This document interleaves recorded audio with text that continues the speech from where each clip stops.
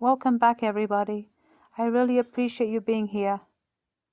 And I pray and hope that my videos are helping you in some small way and that they bring you a sense of comfort. I don't have all the answers, but I do know what it feels like to miss someone you love deeply.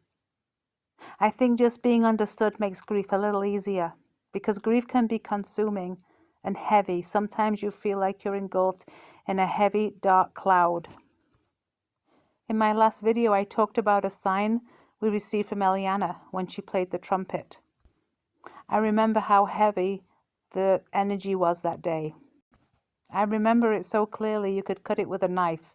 It was so dense because we were still in shock, because we truly hadn't absorbed the tragedy that our daughter was no longer with us physically. We were walking around in like a dreamlike state, and it's really difficult to grasp fully what happened because we are so numb, and that's why we struggle to get through the hours of the day without our children, because we're trying to make sense of it all. I mean, losing a child is one of life's harshest blows. Once the reality kicks in, we begin to go through various emotions such as anger and also guilt. Both guilt and anger rises from the pain. During this phase, I continually told myself that we had given Eliana the best 12 years of a young life. How did any of us know this was going to happen? She was healthy and happy, and I was just trying to justify her death as all of these thoughts played in my head. After Eliana's passing, my 10-year-old son, Daniel, experienced the guilt during the early stages of his grief. He told my husband and I that he should not have woken his sister that fateful morning, otherwise she may have lived. He thought that waking her had something to do with her death. Daniel could not come to terms with his sister's passing either, and often talked to me about it. My husband and I told Daniel that it was the best thing he could have done, and that we were so grateful he did wake her, because in hindsight this gave us more time with her before she passed. This was the day when their grandma was flying over from England, so they were very excited. We continued telling Daniel that he did the right thing, and eventually he understood. It took time, of course, but he eventually did come to that sense of peace and that he wasn't to blame, waking her. I know that many of us go through the emotion of anger after we lose a child. I was angry and bitter for several years after Eliana's passing. I felt we had experienced such an unjust loss, and while grieving, everyone was going about their own lives. I did eventually come to the stage of forgiveness within my heart, so I could move on. As my compassion grew, my heart changed, which opened the doorway to forgiveness. This little voice within me whispered, "Let go." And since that day, I've always paid attention to the little voice within me.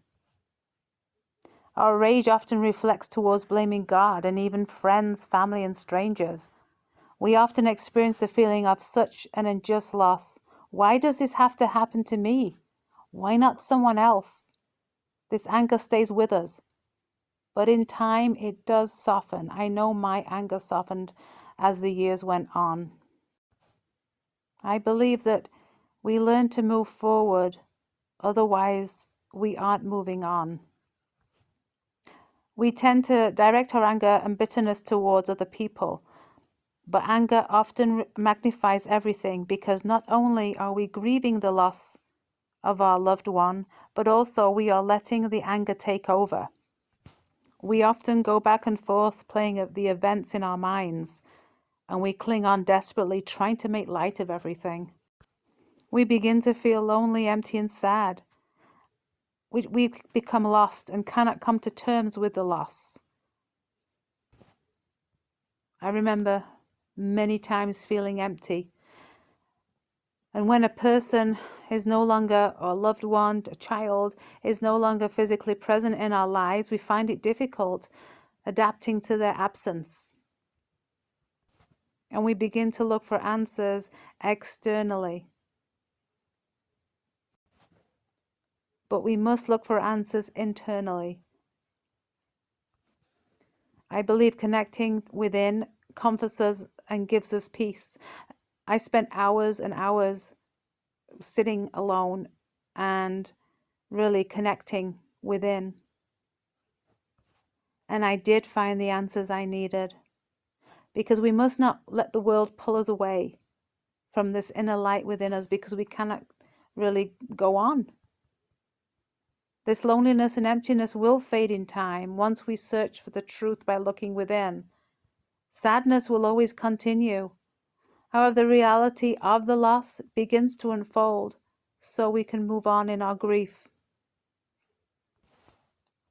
The holidays, anniversaries, and birthdays can be triggers which will kind of remind us of our loss. And so we must treasure or cherish the memories of our loved ones if we wish to survive such intense trauma. My sister says, grief does not end. It will always remind us of those who have gone before us in some form or other.